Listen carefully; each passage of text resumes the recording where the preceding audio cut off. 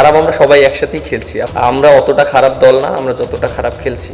এখানে তো আমাদের অবশ্যই দায় নিতে হবে প্রত্যেকটা প্লেয়ারের, এবং অ্যাজ এ ক্যাপ্টেন হিসেবে আমারও দায় নিতে হবে। ট্রফি নিয়ে রীতিমতো উৎসবে মেতেছে আফগানরা। মেহেদী মিরাজের কাছে আছে কি কোনো সান্ত্বনা? ম্যাচ শেষে তাসকিন আহমেদ মেহেদী মিরাজকে মোটামুটি বড় রকমের সান্ত্বনা দেওয়ার চেষ্টাই করেছেন, পিঠ চাপড়ে দিয়েছেন, বলার চেষ্টা করেছেন নাই দলটা ঘুরে দাঁড়াবে। কিন্তু ক্যাপ্টেন মেহেদী মিরাজের কোনো সান্ত্বনাই কি আসলে মন ভোলাতে পারছে?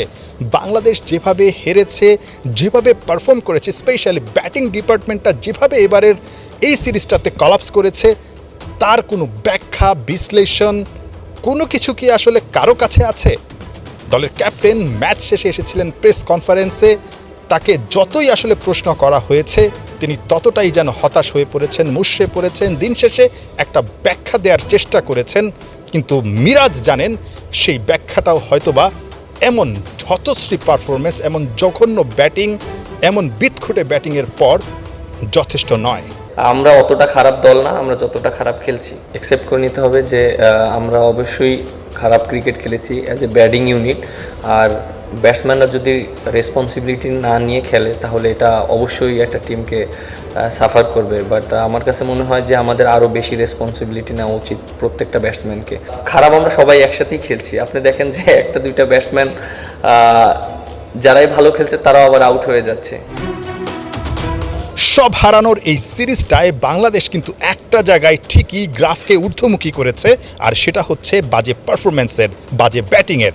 বাংলাদেশ প্রথম ম্যাচটাতে 48 ওভার 3 বল খেলেছে, পরের ম্যাচটায় 28 ওভার 3 বল, আর শেষ ম্যাচটায় এসে 27 ওভার 1 বল।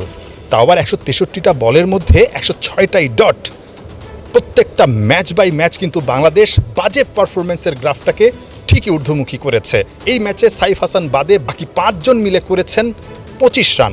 নাম্বারগুলো রীতিমতো টেলিফোন নাম্বারের মতো মনে হবে আপনার কাছে। 7, 6, 7, 3, 0, 2। পুরো সিরিজে এমন বাজে ব্যাটিংয়ের পরও মেহেদী হাসান মিরাজ কি আসলে এই ফরম্যাট নিয়ে আরও বড় স্বপ্ন দেখেন?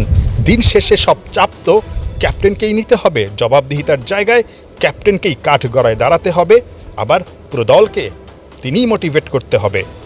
মিরাজ আসলে কি ভাবছেন? এখানে তো আমাদের অবশ্যই দায় নিতে হবে প্রত্যেকটা প্লেয়ারের, এবং অ্যাজ এ ক্যাপ্টেন হিসেবে আমারও দায় নিতে হবে যেহেতু আমরা ভালো ক্রিকেট খেলিনি। এবং বাট আমি স্টিল আশা করছি যে আমাদের টিমটা কামব্যাক করবে, এবং আশা করি নেক্সট সিরিজ থেকেই সেটা হতে পারে ইনশাল্লাহ। এটা আমি বিলিভ করি, এবং দলকে আমি ওইভাবে বুস্ট আপ করবো, এবং আশা করবো ভবিষ্যতে দর্শকদেরকে ভালো ভালো ম্যাচ উপহার দেওয়ার।